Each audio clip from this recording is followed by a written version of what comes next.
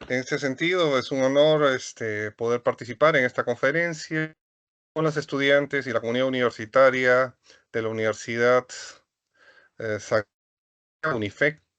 Y en ese sentido, vamos a empezar con la exposición del tema. El tiempo es corto, nuestro enemigo siempre es el tiempo, y vamos a avanzar hoy día de dar algunas pautas de lo que es el enemigo en delitos económicos. En ese sentido, lo que vamos a abordar hoy día es una noción introductoria de lo que son las velocidades del derecho penal de primera y hasta tercera velocidad que está relacionado al derecho penal enemigo, la noción de lo que es derecho y su aplicación, en este caso, en el derecho penal económico, el derecho a la aplicación del derecho penal enemigo en delitos económicos, y vamos a ver casos en y minería ilegal.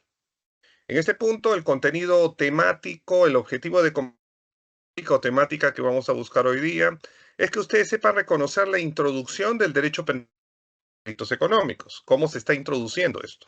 El contenido práctico, procedimental o praxeológico es observar en casos jurisprudenciales y de que vamos a ver con el modelo singapurense el manejo del derecho penal enemigo en delitos. Y el contenido valorativo o actitudinal de buscar internalizar esta nueva concepción. El objetivo de esto en materia actitudinal, interiorizar la introducción progresiva del derecho penal enemigo en delitos económicos. Aprendizaje es constructivista. Esto implica que vamos a buscar tratar de que ustedes dar algún aporte, ya sea mediante chats, en la construcción del conocimiento. Es decir, se va a ir aprendiendo a medida que ustedes vayan analizando probables respuestas a los casos que vamos a poner en esta exposición. Eso es lo que se conoce como aprendizaje constructivo. Y vamos a empezar con este caso, un tema para reflexionar. Severidad contra el acusado, el juicio a Al Capone. Es o Alphonse Gabriel Capone, conocido también como Al Capone o Escarra Cortada, fue un gángster americano en la época de la ley seca, cuando la americana prohibía la venta de alcohol. Él se dedicaba a abastecer eh, mediante contrabando en Chicago y era el jefe de la mafia italiana, de inmigrantes italianos en Chicago. Fue muy conocido porque el criminal lo hizo muy famoso, hizo bastante dinero, pero también fue muy sanguinario a sus rivales, entre ellos una banda irlandesa, en una matanza muy conocida en Estados Unidos, como fue la matanza de San Valentín, cuando eliminó, haciéndose pasar como oficiales de la policía, ordenó a sus sicarios a todos los miembros de una mafia irlandesa que era la competencia de alcohol. En ese contexto, estos ataques y a esta impunidad que tenía Al Capone, esto conlleva al general adjunta Mabel Walker Willebrand, que ustedes la ven acá al costado, una táctica en la cual buscaba los mecanismos legales para acusar por evasión de impuestos a Al Capone. Sabía que era muy difícil tratar de detenerlo por el contrabando del alcohol. Buscaron otro delito en el cual consideraban que podía ser su talón de Aquiles, que era defraudar. Analizado un precedente en la Corte Suprema Americana, el caso Estados Unidos versus Sullivan, en el cual IRS, la SUNAT norteamericana, cobró al acusado por ingresos que eran de origen ilegal, a lo cual los abogados del contribuyente decía de que cómo podían cobrar impuestos de negocios ilegales. Sin embargo, la Corte Suprema señaló de que aún los ingresos obtenidos ilegalmente es impuesto sobre la renta. Y esto que conllevaba que en la práctica, si estos ingresos y no se pagaba impuesto y había defraudación al respecto, podía configurar el fiscal. Es en ese contexto que la fiscalía americana elabora una acusación por delito de defraudación.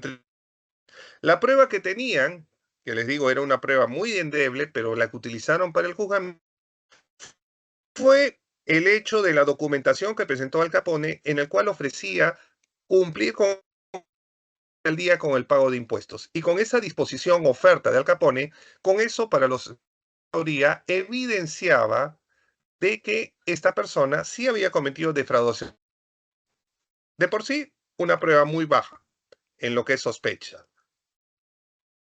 Sin embargo, se hizo el juicio y, como les digo, todas sus tapaderas de informe, todos sus ingresos estaban totalmente ocultos, ficticios y demás actos de lavado de activos.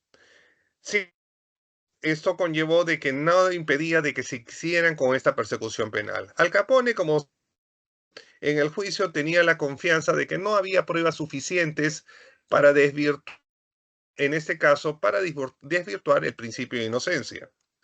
Sin embargo, en el juicio, una persona, uno de los agentes gubernamentales, Elliot Ness, que después fue conocido por elaborar la novela Los Intocables, de la cual una película en la cual narraba toda la persecución que hacía la policía, los agentes contra Al Capone. En su unidad de élite llegaron a encontrar y una planilla secreta en la cual aparecían nombres, los nombres de diversos funcionarios a los cuales alcanzaron sobornados. Y entre ellos aparecían con codinomes los nombres de los que estaban siguiendo el proceso de defraudación tributaria. En ese contexto, esos codinomes fueron descifrados por el abogado de Al Capone, que ustedes lo ven acá, que se llamaba Edward J. O'Hare. Este abogado, que era el asesor de negocios de Al Capone, llegó a descifrar los codinomes y con eso se llegó a desentrañar de que en los codinomes estaban las planillas de dinero que se había entregado a los miembros del jurado que estaban viendo el delito de defraudación. Como les digo, era un acto unilateral, pero este hecho originó que el juez, ante esta información, aunque muy leve, fue suficiente para cambiar al jurado, que no se ve en Estados Unidos. Un jurado estachado y designado propiamente por los abogados y la fiscalía. En este caso, en pleno juicio, cambiaron el jurado. Ya no fue un jurado nombrado por la defensa y la fiscalía, sino el juez nombró otro jurado. Y esto generó un tema de controversia sobre el tema del debido proceso. Entonces, como les digo, con esa documentación, que es una documentación que justifica una investigación, pero no necesariamente una certeza sobre el delito de defraudación, al final, el 13 de marzo de 1931, Al Capone fue condenado por evasión al impuesto a la renta, en ese caso de su declaración jurada de 1924. Y en ese sentido, la pena fue de 11 años de prisión federal. Por más que Al Capone quiso recurrir ante la Corte Suprema no admitió su recurso de certioraris y esto conllevó que la sentencia se cumplió. Acá viene un tema de análisis que quería compartir con ustedes. ¿Por qué tanta severidad contra el acusado? Si ustedes ven, si lo vemos en un proceso ordinario y común, las pruebas que tenía el Capone podrían ser calificadas como una sospecha reveladora, indiciaria o inicial, pero no un nivel de prueba que podría concluirse con la certeza o el pleno convencimiento de que era culpable. Pero ¿por qué actuaron con tanta severidad? Es una pregunta. No sé si, perdonen, es mi primera participación. Quería saber si había algún inconveniente en este caso, ups, perdón, he apretado mal, creo. Disculpe, ¿se ve la pantalla de la computadora? Sí, ahora ya regresó, ahora sí, se Ok. veía otra cosa, pero ahora ya está bien. Correcto. Lo que quería coordinar, disculpen la pregunta, posiblemente un poco ingenua. ¿Es una exposición? ¿Se puede permitir participación de los asistentes? Sí, claro que sí. Ah, Ahorita gracias. se les están habilitando sus micrófonos y si tuvieran alguna consulta o usted quiera Ah, preguntarles ya. algo, puede ir Mu- de ahí de vuelta. Muy amable, muchas gracias. Y en ese sentido les pregunto, ¿Por qué creen que hubo tanta severidad en condenarlo con estas pruebas que eran mínimas y de las cuales, por más que los abogados quisieron recurrir a la Suprema alegando que no había las garantías del debido proceso, vulneración del principio de inocencia, la Corte Suprema no admitió el recurso? ¿Alguna idea?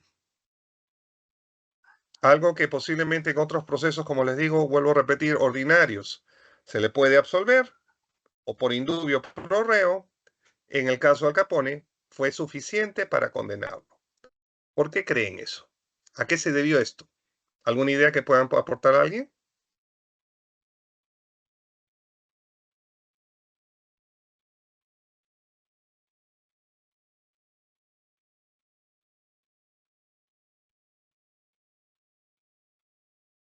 Mm, ¿Alguna opinión? No se preocupen, estamos conversando, opinando. ¿Algún punto de vista al respecto?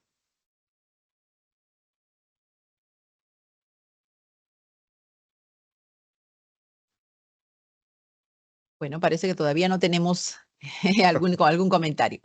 Ok, Ujú. bueno, en todo caso, acá viene un tema de análisis. Si ustedes ven, el sistema de justicia fue más severo cuando se advertía que estábamos hablando con un hombre que tenía una organización criminal y que realmente era una amenaza para el Estado.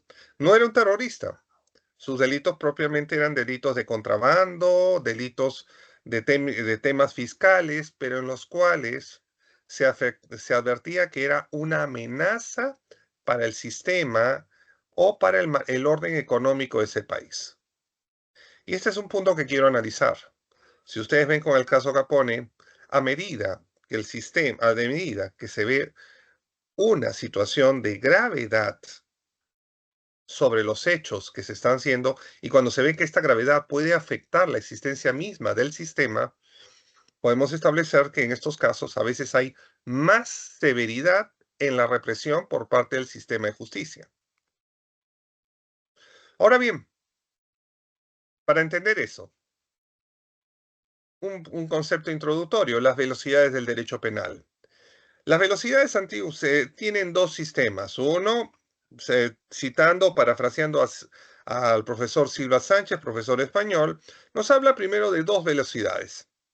La primera velocidad, que son de los delitos clásicos, los delitos que son con pena privativa de la libertad, en los cuales se imponen reglas de imputación, los principios garantistas y demás principios propios de lo que ya han estudiado en proceso penal y también en derecho penal constitucional.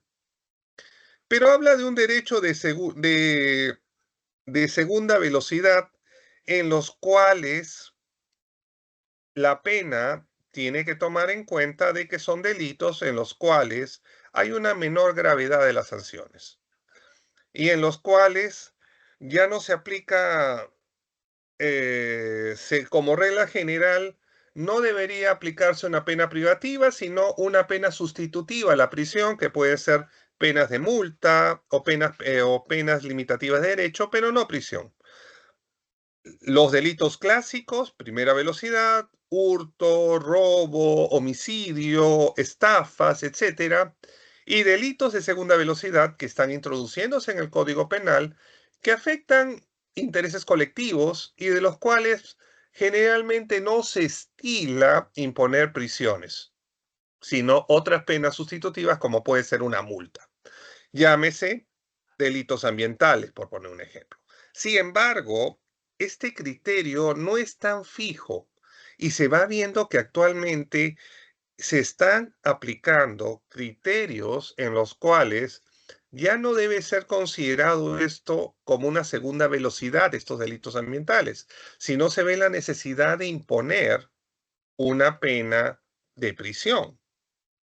Y esto genera un nuevo cambio o visión de lo que era clásico en el derecho penal.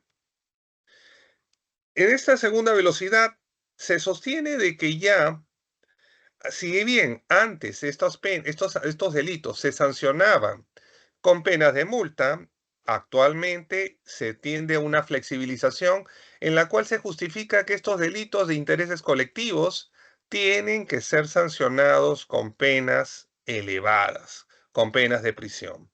a medida de que no solamente afecta el interés colectivo, sino que afecta gravemente todo el sistema de un país. No solamente estoy hablando de temas de seguridad ciudadana, sino de sistemas financieros, económicos, etcétera. Un ejemplo, ¿no? El caso de Pablo Escobar, claramente podemos hablar que es un delito de primera velocidad. Sin embargo, en este caso habían delitos conexos, porque él se acuerdan que era condenado por atentados a magistrados, narcotráfico. Sin embargo, también hubieron varios delitos conexos que estaban relacionados al lavado, al contrabando y demás que se fueron estableciendo medidas más severas contra Pablo Escobar. Ahora bien, otro concepto que quería conversar con ustedes es la concepción de los delitos económicos, para poder entrar al tema de lo que es el delito del derecho penal enemigo en delitos económicos. Las concepciones clásicas de delitos económicos, las concepciones han sido tres: en sentido amplio, en sentido estricto y en sentido funcional. El sentido amplio alude a lo que ustedes ven acá en este gráfico: todo delito económico que afecte el ciclo económico de producción, llámese extracción, producción, distribución, eh, disposición o venta y consumo. Todo lo que esté relacionado al tema de extracción, producción, distribución y consumo, todo esto va a ser considerado delito en sentido estricto. Bajo esta concepción, los delitos son limitados. ¿Cuáles son? La especulación, esto es cuando por diversos factores dolosos, se trata de aumentar excesivamente precios, que está relacionado a delitos que esa especulación afecta claramente como bien jurídico lo que es distribución y consumo, o el delito de adulteramiento, es decir, cuando la calidad del producto o la cantidad que está sancionada en el Código Penal peruano se quiere modificar o alterar. Esto conllevará un delito que afecta como bienes jurídicos, ya sea la producción como la distribución y el consumo. Estos son en sentido amplio.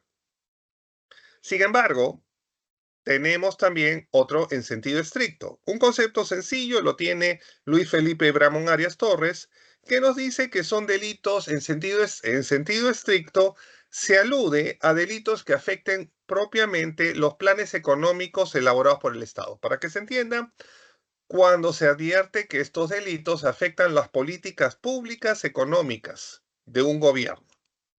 En ese sentido, se amplía el concepto y se puede entender como delitos en sentido estricto que afectan las políticas públicas del Estado: el abuso de poder, que también ahorita, o abuso de dominio, que está previsto en nuestro Código Penal, señala Luis Felipe Bramón Arias, el delito de especulación, de ventas, como también dentro de lo que es afectación de políticas públicas económicas, el de los delitos monetarios, los delitos financieros o los delitos tributarios.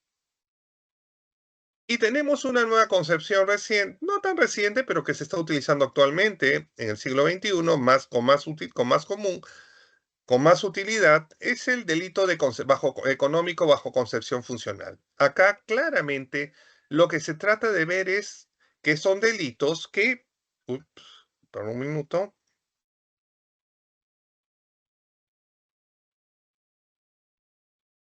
Ujú. En este caso, ese tipo de delitos son delitos que afectan la estabilidad económica de un país. Es decir, ups, ¿qué pasó? Perdón. No sé qué apreté, disculpen. En este No se caso, preocupe. estos delitos, como les estoy comentando, no es tanto, es independiente que afecten o no las políticas públicas de un Estado en materia económica. Es relativo si afecta o no directamente ciclos económicos. Pero son delitos que ponen en grave peligro o amenazan la estabilidad económica de un país. Hacen desaparecer la confianza pública en prácticas comerciales o el buen funcionamiento de instituciones públicas. Generalmente estos delitos están unidos o relacionados a delitos que afecten, pues, la imagen del país en temas de inversión. El inversionista ve que no conviene invertir en ese país. ¿Por qué? Por esos delitos que se cometen. ¿Cuáles son los delitos que están relacionados a esta concepción funcional? En este caso, claramente pueden ser los delitos de corrupción de inversiones, corrupción en actos de inversión o contrataciones públicas, llámese colusión, por ejemplo, negociación incompatible, en los cuales el Estado contrata a empresas privadas para invertir en el país, pero si se advierte que todo eso es un sistema de corrupción, un empresario serio no invierte en el país porque ve que todo el sistema está carcomido por la corrupción. Otros delitos económicos bajo la concepción funcional son la minería ilegal, es decir, son delitos en los cuales si se permiten, ¿qué va a conllevar? Los empresarios formales, los que pagan impuestos, los que dan los canos, las regalías a los gobiernos regionales o locales, al ver que no hay al ver que abunda la minería ilegal, va a decir, ¿para qué invierto? Y esto sí afectan claramente el orden económico de un país. Corrupción y minería ilegal. ¿Y esto qué genera?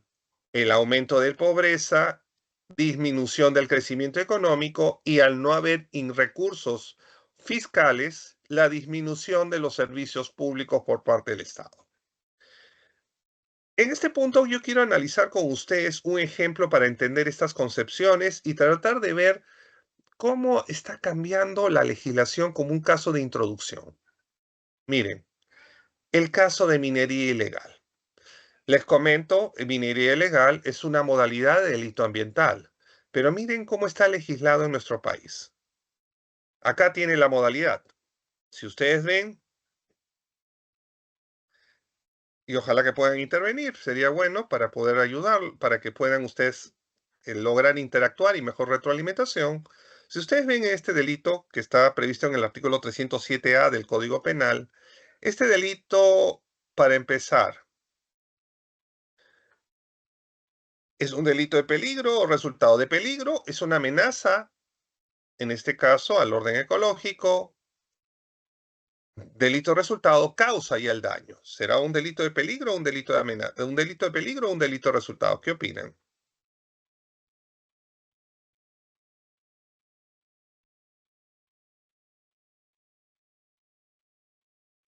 ¿Alguien puede intervenir?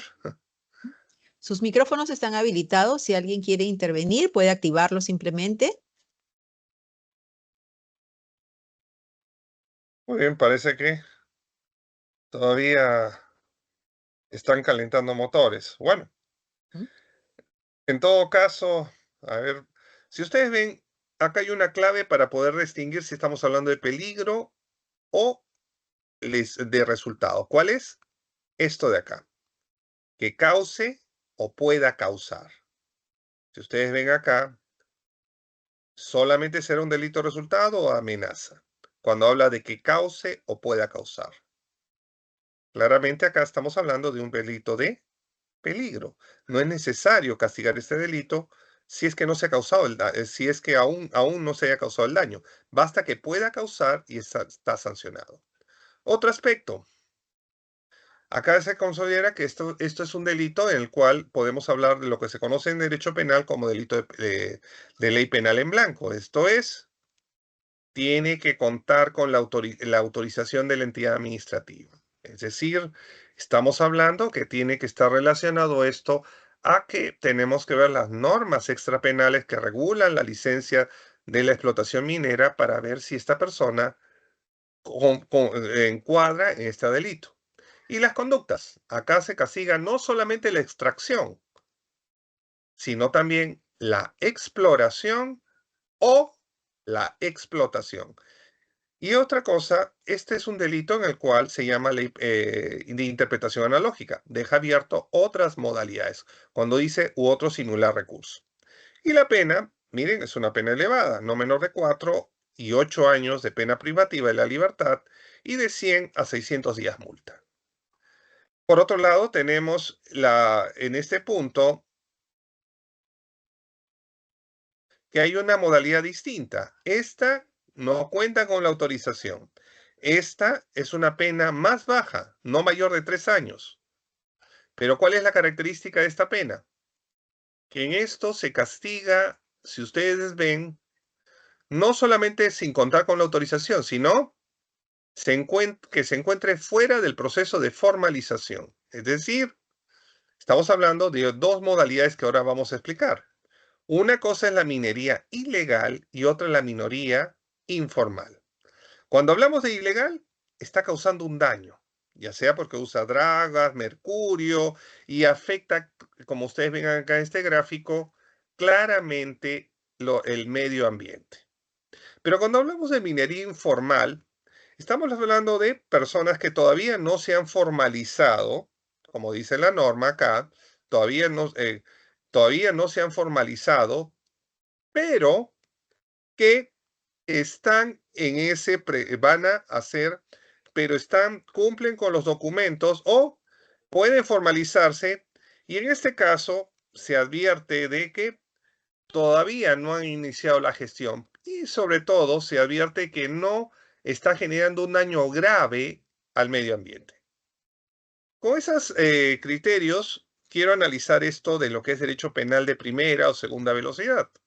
Vamos a ver la casación 464-2016 Pasco, un caso de la Corte Suprema que ha dado un cambio interesante en estos temas. Yo les comentaba, de primera velocidad, son delitos en los cuales se tiene que aplicar la pena privativa de la libertad y en los cuales hay ciertos principios del derecho, se tienen que aplicar los principios del derecho penal propiamente dicho. Los derechos de segunda velocidad son los delitos de segunda velocidad, los delitos en los cuales más está el tema de multas y es más flexible las normas del derecho penal porque está más unido a temas previos administrativos. En este contexto vamos a ver este caso. La parte acusada se le imputa haber hecho una explotación mineral no metálico en una comunidad en el departamento de Pasco, sin la autorización de la entidad correspondiente. En este contexto, el Tribunal Superior, que ve en segunda instancia, señala de que en el presente caso no se podría hablar de minería ilegal. ¿Por qué? Porque en este caso no se han ofrecido pruebas para acreditar el posible daño. Y agrega, además, que en este caso todavía no hay un informe especializado de la Dirección General del Medio Ambiente, una entidad administrativa, para que informe cómo está la situación, tanto del impacto ambiental y demás aspectos administrativos respecto al acusado. Si ustedes ven, hasta acá era lo común en un tema de delitos de segunda velocidad, que no se aplica o se relativiza el derecho penal porque no se aplican propiamente penas de prisión, sino que se toman en cuenta multas y está muy ligado a una etapa administrativa previa. Frente a ello, la Fiscalía interpone el recurso de casación y señala dos puntos para analizar o poner en debate. Uno, si para estos delitos ambientales, para efectos de una sanción penal, es necesario previamente el informe de la autoridad administrativa. Y si es posible que se puede invocar insuficiencia probatoria de lo que es causar el daño, alegando que es un tema de delito de peligro. Sobre estos puntos, ¿cómo resuelve la Corte Suprema? En este caso, la Corte Suprema primero hace una distinción entre lo que es minería ilegal, en lo que como delito e ilícitos administrativos. Y en este caso implica de que en el primer caso se tiene que, cuando hablamos de ilícito administrativo, estamos hablando de que la persona todavía está en proceso de formalización, hay unos temas y que no se afecta gravemente el daño. Pero cuando hablamos de delito de minería ilegal, claramente se afecta el medio ambiente. Un ejemplo, miren, si ustedes ven acá este tipo de explotación, aunque parece una parodia de los Simpson, pero si ustedes ven acá, el hecho de hacer esta explotación, explotando animales, puede ser un ejemplo de lo que sería delito de minería ilegal.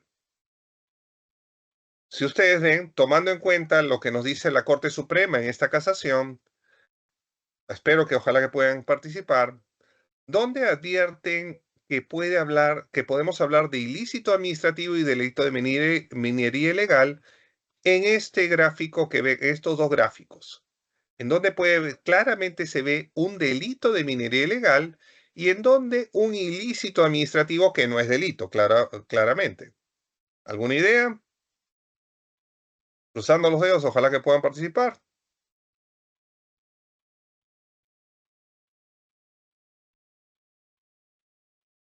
Bueno, Ujú, creo que vamos a aplicar el silencio administrativo positivo. Yo creo que voy a dar la respuesta y si no me dicen ujú, nada, entiendo de que ujú, está correcta la respuesta. ujú. ¿Nadie? Bueno, en estos casos, como les digo, claramente se ve que en esta foto que ven ustedes con el puntero en el lado izquierdo, claramente es un delito de minería ilegal. Pero la Corte Suprema dice, una cosa es castigar penalmente el delito de minería ilegal y otra, el ilícito administrativo que podría configurarse en esta modalidad que ustedes ven en esta foto del lado derecho. Ahora bien, también nos habla la Corte Suprema en esta casación de cómo debe interpretarse la Ley General del Ambiente respecto a los informes, señalando que, claro, sí, la Ley del Medio Ambiente establece que en delitos ambientales se tiene que determinar previamente la magnitud del daño ambiental mediante un informe técnico. Sin embargo, en este contexto, establece que ha habido el Decreto Supremo 09-2013, del 4 de septiembre del 2003, derogó los anteriores reglamentos de la Ley General Ambiental y estableció en este caso que sí, la autoridad fiscal o la OEFA va a hacer el informe fundamentado, pero ya no establece la necesidad o no precisa para nada que sea un informe previo. En ese sentido, la Corte Suprema, interpretando esta norma, señala que al no mencionar específicamente que los informes que dé la OEFA son informes previos, no lo dice expresamente, la Corte Suprema interpreta ahora de que esto será, este informe, una prueba documental, pero no va a suspender ni va a limitar la persecución penal y se puede continuar con el proceso hasta su culminación con una sentencia. En virtud de este contexto, la Corte Suprema analiza el caso y señala, señores, el criterio que ha tomado en cuenta la Sala Superior de Pasco de señalar de que al no haber informe de la OEFA, ya no se puede iniciar un proceso penal, conforme a este criterio que ha hecho la Corte Suprema, dice, no es así, porque ahora se debe interpretar que esos informes técnicos administrativos no son un requisito previo para continuar con un proceso penal. Es una de las tantas pruebas que se pueden utilizar. Y en este caso, en todo caso, las personas podrán presentar pruebas de cargo y de descargo. Y este informe de OEFA es una de las tantas pruebas que pueden haber en el proceso, pero no paraliza el enjuiciamiento ni persecución penal. Y en ese sentido, la Corte Suprema señala de que ya no podemos hablar de un carácter residual o ultima ratio, es decir, en este tipo de delitos no está supeditado al informe técnico administrativo para continuar con el proceso. Y estamos hablando de un delito ambiental, un delito que en su naturaleza era sancionado con multa. Pero en este punto, ¿podemos hablar ahora de un derecho realmente de primera velocidad o estaremos hablando de un derecho de segunda velocidad? Tomando en cuenta de que ya se está alejando de los criterios antiguos en que estos tipos de delitos de interés colectivos necesitaban, antes de iniciar un juicio, un informe técnico de la entidad administrativa. ¿Podemos seguir hablando de un derecho penal de primera velocidad o un derecho de segunda velocidad en este caso específico? En estos casos, si ustedes ven claramente, ya la tendencia de la Corte Suprema es considerar poco a poco que estos delitos de segunda velocidad, como comúnmente se conocían, se están transformando ahora en derechos de primera velocidad, con un tratamiento similar que cualquier delito de homicidio y como tales pueden recibir la pena privativa de libertad.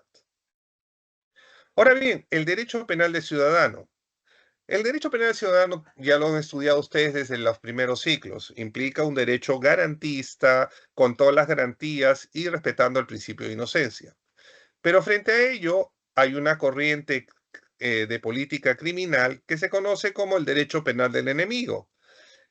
Es un tema muy discutible y se asocia siempre en temas de terrorismo. El ejemplo típico de que a veces vemos que cuando es terrorismo, la represión es tremenda. El caso, ¿se acuerdan cuando el gobierno americano llegó a identificar dónde estaba escondido Osama Bin Laden, el líder de la organización terrorista Al Qaeda, y no extraditaron ni lo juzgaron, sino que lo eliminaron?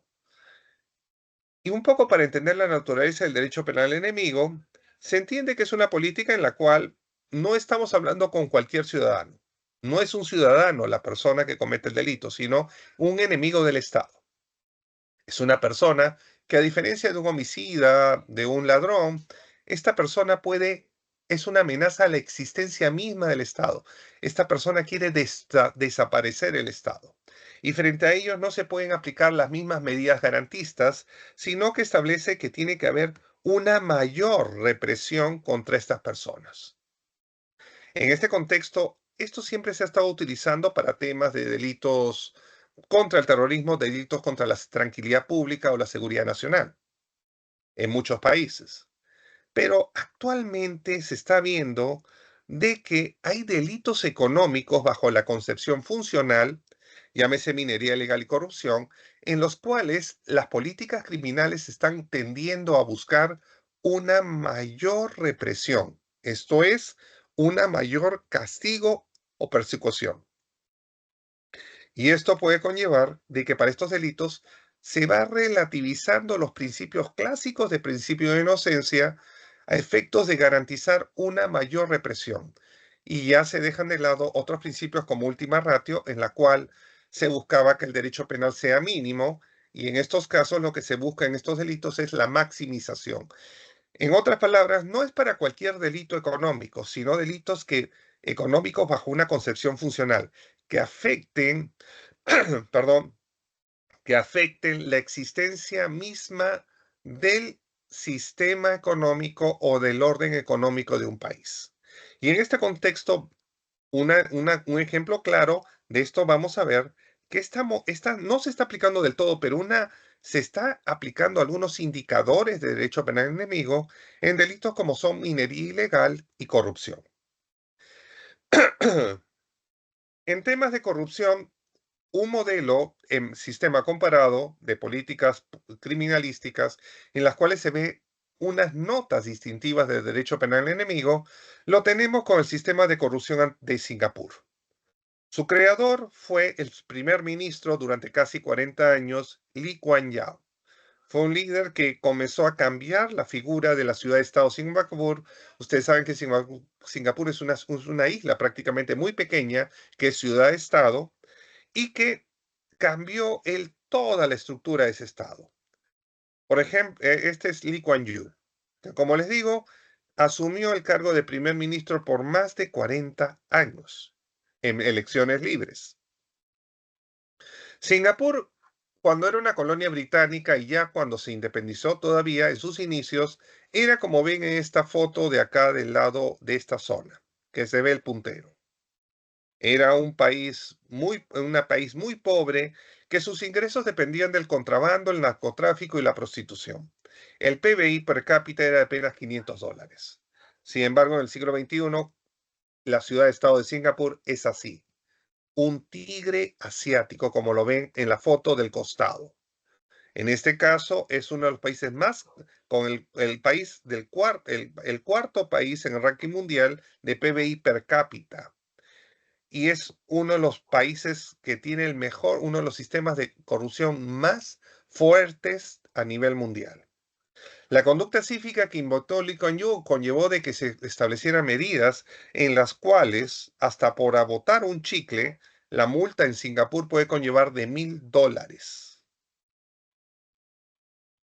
Acá, Lee Kuan Yew asumió, cuando ustedes lo ven acá, lo ven joven, a los 42 años como jefe del gobierno. Él se había formado como abogado estudiando en las escuelas de leyes en la Universidad de Cambridge, en Inglaterra, cuando Singapur era una colonia británica, y adoptó la disciplina británica, y también cuando Singapur fue ocupado por tropas japonesas, quedó admirado por la disciplina del ejército japonés. Así que sacó lo mejor de cada civilización inglesa y japonesa y trató de utilizarlo como modelo para su país. Sobre todo le admiraba a esos países la severidad contra el crimen.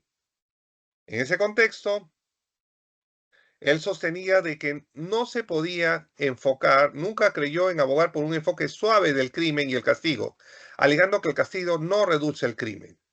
Él estableció un sistema de lucha anticorrupción como principal bandera. Y esto conllevó el cambio que vamos a ver de Singapur en ser ahora un tigre asiático en economía, y logró que su partido se mantuviera en el poder y él como reelegido en elecciones libres durante 40 años.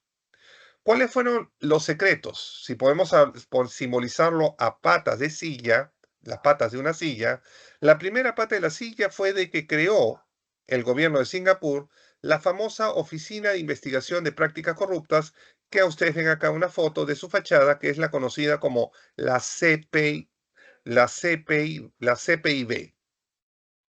Es un organismo autónomo que no rinde cuentas a nadie.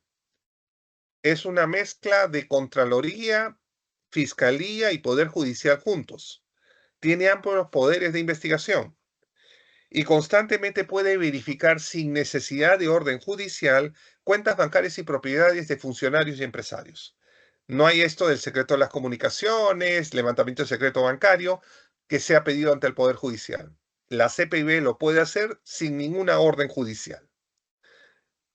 Por otro lado, la CPB inclusive puede confiscar sin orden judicial bienes, acciones, e inclusive, en temas más complicados, puede detener a los ministros, congresistas, a altos funcionarios, a cualquier funcionario de gobierno por prácticas corruptas por 6 meses sin orden judicial. Miren, estamos hablando de un orden, un mecanismo, un megapoder que puede privar de la libertad a las personas, puede incautar sus bienes, puede levantar el secreto de comunicaciones sin que ustedes sepan, sin orden judicial. Es un organismo claramente de mucho control que podría generar inconvenientes de lo que es clásico en un Estado constitucional, de la autonomía de poderes del Estado, pero ha conllevado de que se ha implementado este modelo durante más de 30, 40 años. Inclusive, el propio, como les digo, la CPIB inclusive investigó a Lee Kuan Yew sin que él supiera. Varias veces fue investigado y se levantaron los secretos de las comunicaciones a Lee Kuan Yew, aunque él no estuvo metido en actos de corrupción, y lo más curioso, ni él sabía de eso. Dentro de este punto de esa por ejemplo, el solo hecho de ser investigado y acusado de la sociedad singapurese afecta su imagen.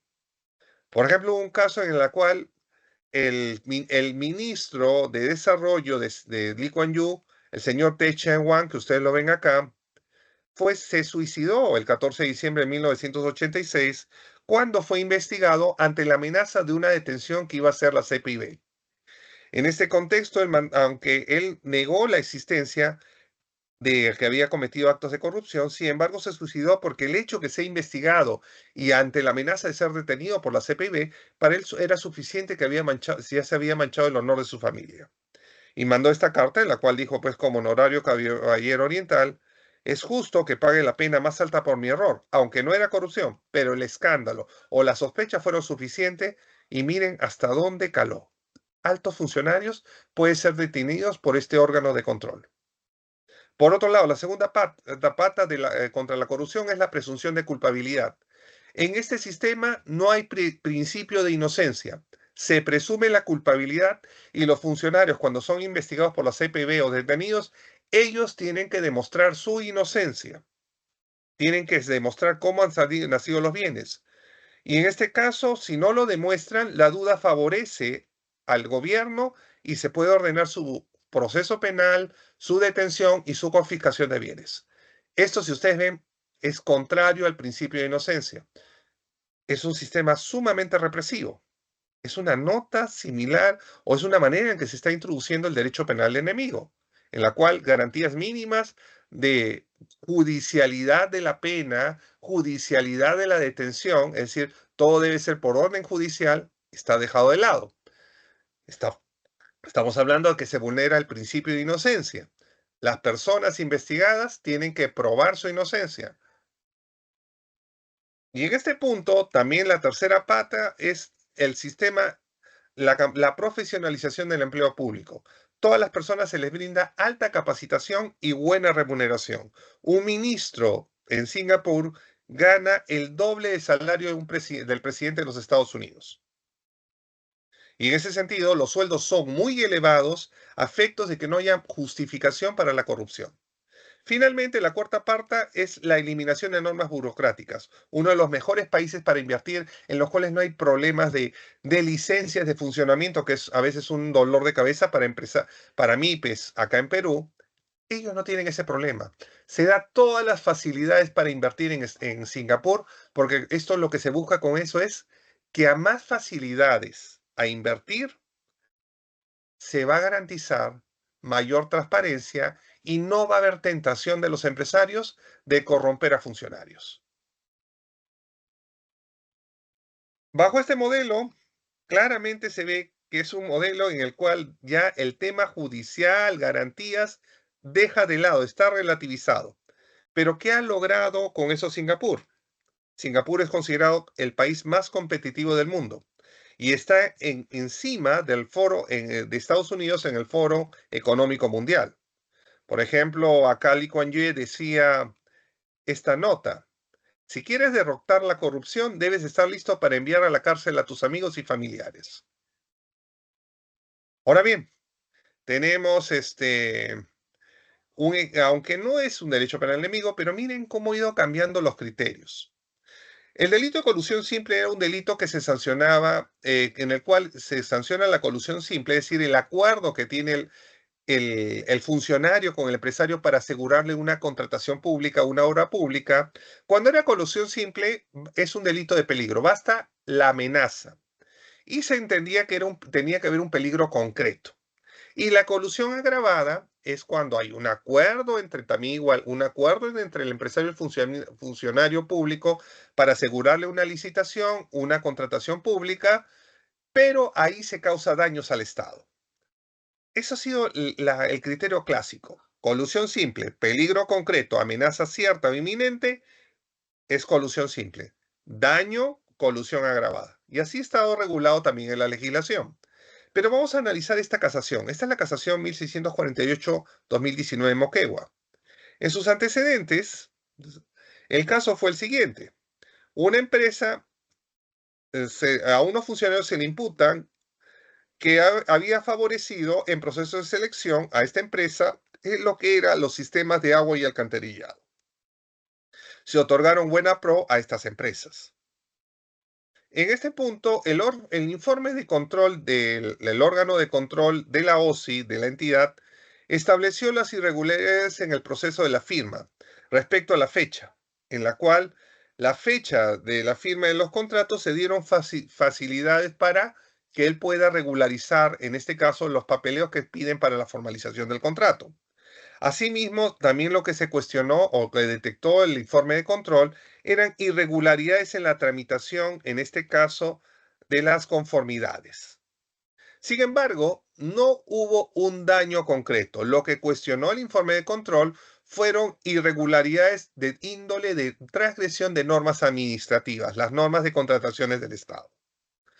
Al respecto, el juzgado y el Tribunal Superior, que vieron el caso por colusión simple porque no hubo daño económico al Estado, señalaron de que el hecho de que se hayan vulnerado o transgredido normas administrativas es un tema de falta, pero no se puede hablar de un delito de peligro, en este caso de colusión.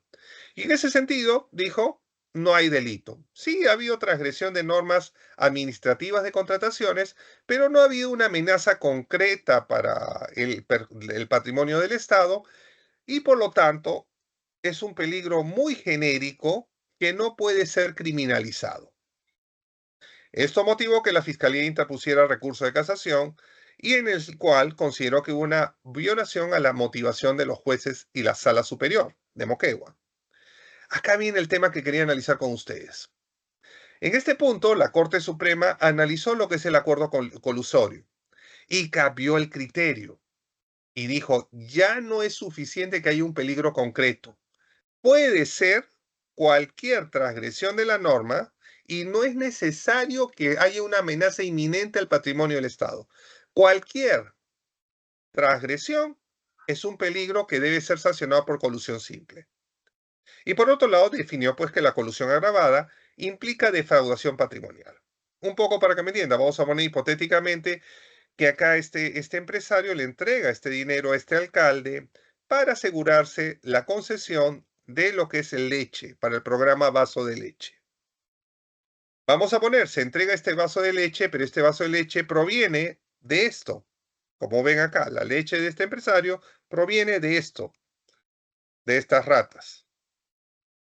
En este punto, la Corte Suprema hace la siguiente distinción. Cuando hay colusión agravada, si se ha causado un daño al patrimonio del Estado, no hay duda de que en este caso estamos hablando de colusión agravada.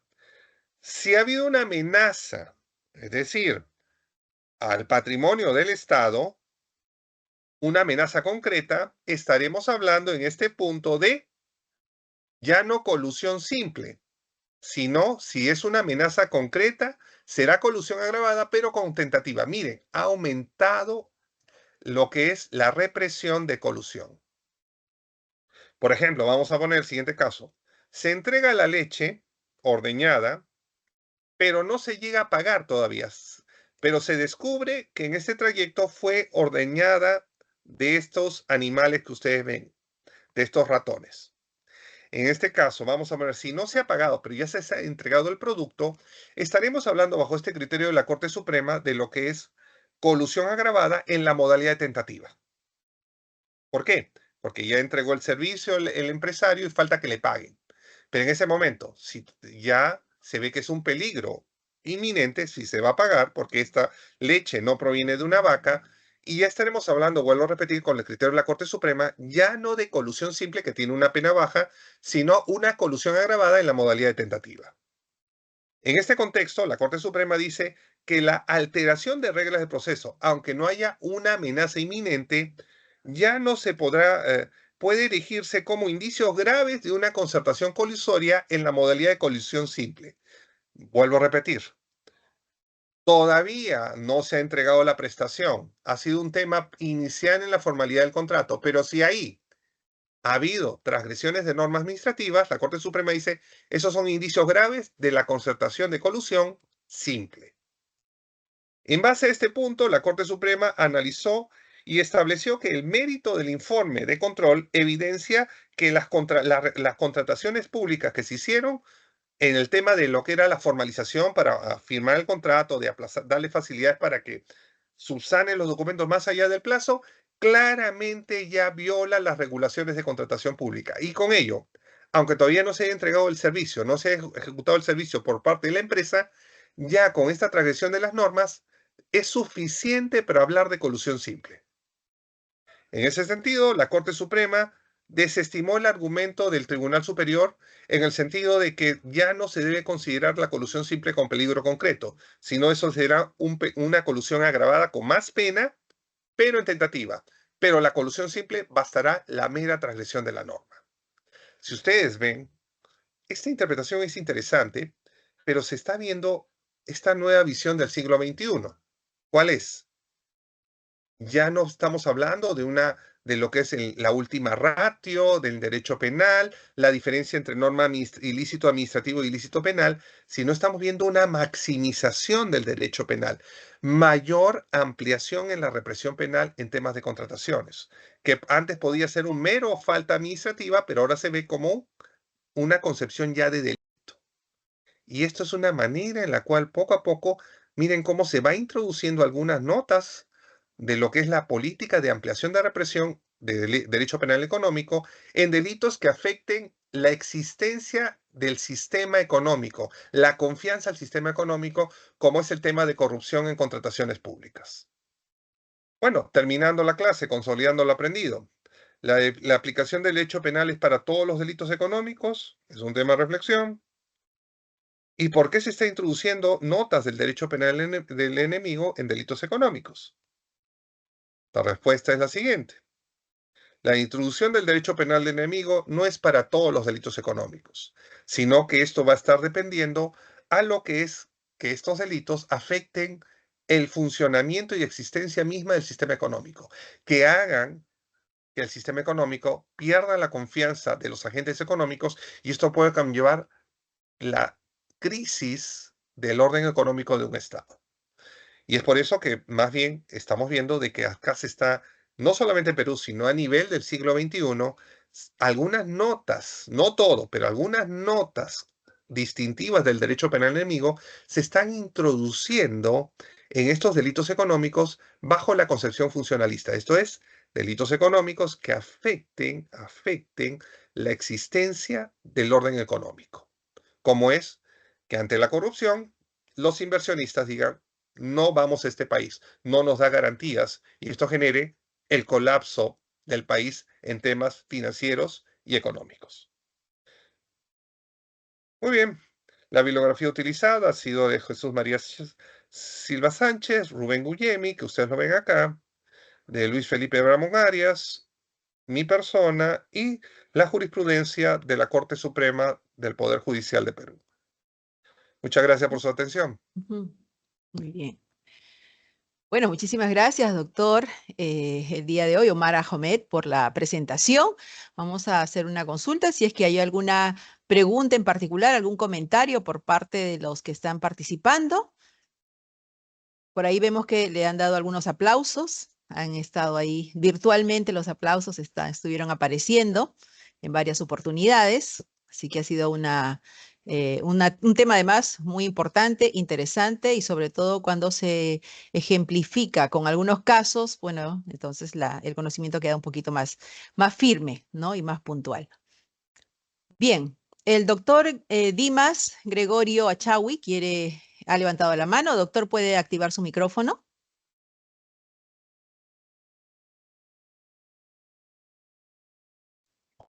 Buenas noches. No, perdón, más bien estaba dando los aplausos. Disculpe usted, no estaba todo claro. Muy bien. Todo claro Muchas, entonces. muchas gracias. Entonces el Felicitaciones, más doctor bien, felicitaciones. está siguiendo mi video entonces. Sí, es la confirmación. La confirmación. Gracias, un gusto escucharlo, doctor Dimas. Bueno, entonces damos por finalizada la sesión del día de hoy. Agradecemos a quienes nos han acompañado también en esta segunda sesión.